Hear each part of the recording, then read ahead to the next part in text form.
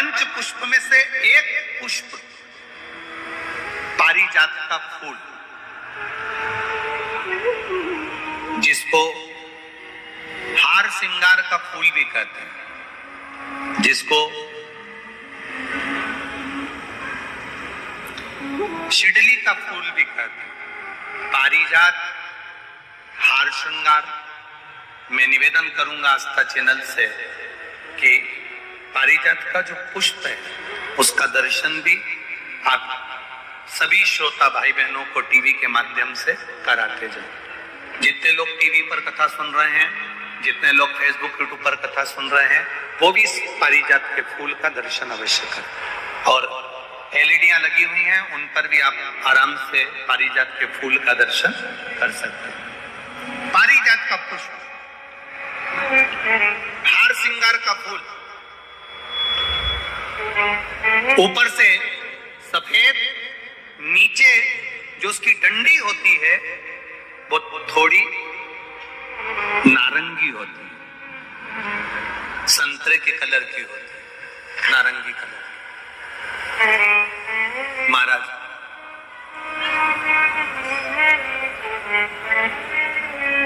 रात्रि में खिलने वाला ये फूल, रात्रि में जो फूल खिलता है ये पारिजात का, और हार श्रृंगार का जो ये पुष्प है, जिसको हार श्रृंगार भी कहते हैं, पारिजात भी कहते हैं, और कहीं कहीं इसको शिडली का पुष्प भी कहते हैं। ऊपर से सफेद होता है, नीचे उसकी जो डंडी होती है वो नारंगी कलर की होती है। शिव कथा कर रही,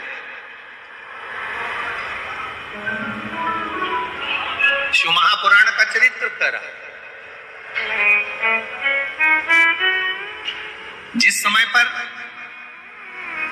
संतान की प्राप्ति नहीं होती या किसी कारण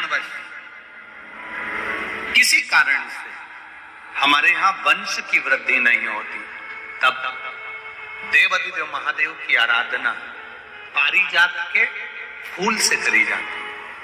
अब उस पुष्प को चढ़ाने का एक तरीका है, जरा ध्यान दीजिएगा। पंच पुष्प शिव महापुराण की कथा आप लोग सुनने के लिए बैठे हो, बड़ी आस लगाकर बैठे हो, उसको समझिए। पारिजात का जो फूल शिव जी को चढ़ता है, भगवान देवाधिदेव महादेव को चढ़ता है, जैसे ये शिवलिंग है, मान लो ये शंकर भगवान का शिवलिंग है, ये जलाधारी है, ये जल नीचे गिरने का स्थान। आप लोगों ने पहले कथा सुनी है ना सबने, आपको सबको मालूम होगा।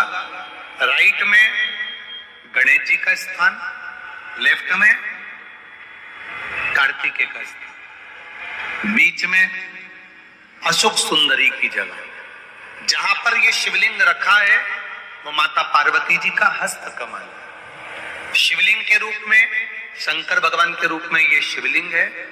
ऊपर से जो एक एक बूंद जलाधारी नीचे गिरती है वो शंकर भगवान की 5 लड़कियां, जया, विषहरा, शामली बारी, दौतली और देव, ये शंकर जी की 5 बेटियां हैं।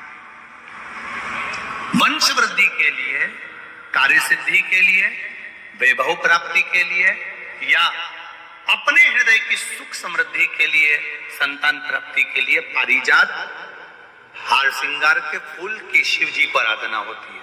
हार श्रृंगार का जो पुष्प होता है, अशोक सुंदरी वाली जगह पर हम पारिजात के पुष्प को समर्पित करते हैं।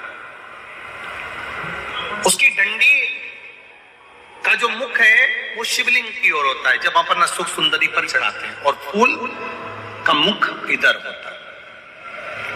वापिस उसी पारिजात के पुष्प को उठाकर हम माता पार्वती जी के हस्त कमल पर, जो गोल हस्त कमल है, वहां समर्पित करते हैं। उस जगह पर माता पार्वती जी की ओर से जो पुष्प समर्पित किया जाता है, उसकी डंडी पारिजात की हमारी ओर होती है, पुष्प का मुख महादेव की ओर होता है। तीसरी जगह, जब हम पारिजात के पुष्प को अशोक सुंदरी पे से उठाकर जगत जननी के हस्त कमल पर रखते हैं, हस्त कमल पे से उठाकर देवाधिदेव महादेव के शिवलिंग पर रखते हैं, उस समय पर पारिजात के पुष्प की डंडी शिवलिंग के ऊपर होती है और फूल का मुख अपनी ओर होता है। इस जगह पर पारिजात के पुष्प की डंडी के केसर से ही महादेव को त्रिपुंड लगाया जाता है और महादेव से प्रार्थना करी जाती है। अब पारिजात के फूल का केसर कैसे बनाना है वो भी एक बार आप लोग अच्छे से समझे। जैसे मान लो अभी पारिजात का तो फूल यहाँ पर नहीं है, पर आप टीवी पर दर्शन कर रहे होंगे। पारिजात पुष्प की जो पीछे की डंडी होती है, फूल सफेद और पीछे जो डंडी होती है नारंगी कलर की, केसरिया कलर की, उसको तोड़ लिया जाता है। तोड़कर ऐसी 25-50 फूल की पीछे की डंडी को तोड़कर उसको रख दिया जाता है। उसको धूप में नहीं सुखाते, केवल घर में उसको एक कटोरी में या थाली में रख दो, वो धीरे धीरे सूख जाएगा। सूखने के बाद उसको पीस लो, पीसकर उसका चंदन तैयार हो जाएगा पारिजात फूल की उस डंडी का। और जिस समय वंश के लिए, सिद्धि के लिए, कार्य सिद्धि के लिए या वैभव प्राप्ति के लिए हम पारिजात का पुष्प देवादिदेव महादेव को समर्पित करते हैं, उस समय इसी को पानी में घोलकर देवादिदेव महादेव को जब आप लगाएंगे तो जैसे केसर घुलती है, केसर का जैसे कलर होता है, केसर जैसी सुगंध करती है, वैसे की वैसे ही ये पारिजात की जो डंडी आप लोगों ने सुखाई है, वही डंडी का जो चंदन बनाया है, शिव जी को लेपन करा है, उस समय पर अपने हृदय की बात आपने जो देवादिदेव महादेव को कही है, बस वही सुगंध हमारे जीवन में आना प्रारंभ हो जाती है। वो पारिजात हार श्रृंगार। अब जरा ध्यान दीजिएगा, हार श्रृंगार के पुष्प, पारिजात का जो पुष्प है, सोमवार की अष्टमी पड़ने पर यदि हम देवादिदेव महादेव की पारिजात के फूल से आराधना करते हैं, स्मरण करते हैं, तो उसका फल भी हमें अधिक प्राप्त होता है। पारिजात का पुष्प, हम तो यहां तक कहेंगे अगर आपके यहाँ हार श्रृंगार का पेड़ लगा हो, पारिजात का पुष्प यदि आपके यहाँ होता हो, रात को खिलता है, सवेरे मिलता है, ऐसा पारिजात का अगर वृक्ष आपके यहाँ लगा हो तो प्रयास करना। 12 महीने शिवरात्रि आती है, बोलो आती कि नहीं आती? आती है ना 12 महीने। 12 महीने शिवरात्रि आती है। कैलेंडर पर एक गोला बनाकर रख देना कि हमको ये शिवरात्रि आई है, हर महीने की शिवरात्रि तुम्हारे ध्यान में रहेगी। एक पारिजात का पुष्प, हार श्रृंगार का पुष्प एक अगर देवादिदेव महादेव को आपने चढ़ाना चालू कर दिया, समर्पित करना प्रारंभ कर दिया, तो आपको पीछे पलट कर देखने की जरूरत नहीं पड़ेगी, महादेव हाथ पकड़ ही लेगा। पारिजात का पुष्प शिव को समर्पित।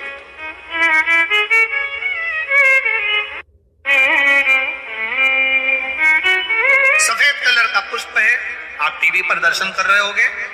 केसरिया कलर की, नारंगी कलर की उसकी डंडी है, भगवान शिव को समर्पित।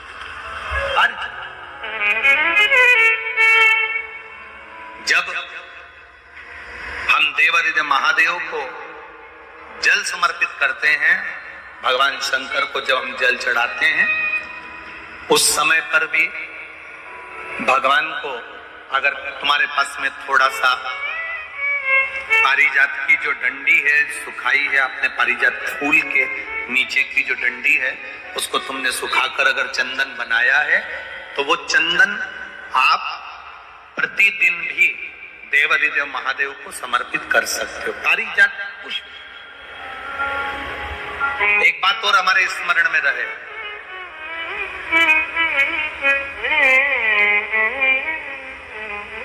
भगवान शिव को जो ये 5 तरह के पुष्प समर्पित करे जाते हैं, इन पुष्पों की डंडी जो पीछे लगी होती है, इसको तोड़ा नहीं जाता शिव जी को चढ़ाते समय। इसका स्मरण आपको रहे।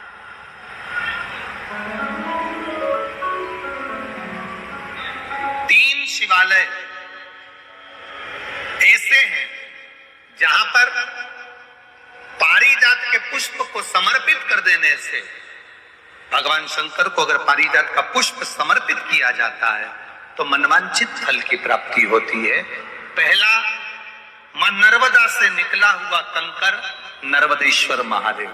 अगर कहीं नर्मदा जी के कंकर से शिवलिंग बना हुआ है तो मां नर्मदा के शिवलिंग पर पारिजात का पुष्प समर्पित होता है। दूसरा, जो शिवालय एकांत में हो,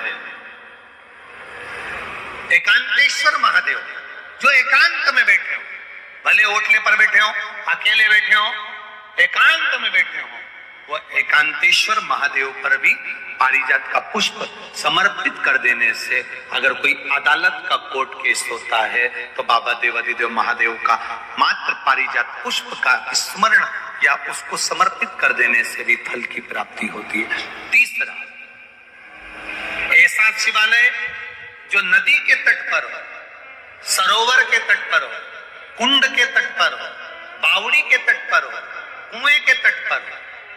आप सब लोग तो ग्रामीण क्षेत्र के निवासी हैं और जितने लोग भी कथा सुन रहे हैं आस्था चैनल पर, फेसबुक, यूट्यूब पर, सबके स्मरण में होगा, पहले हमारे जो पूर्वज होते थे वो कुआं बावड़ी के पास में शंकर जी का शिवलिंग रख देते थे।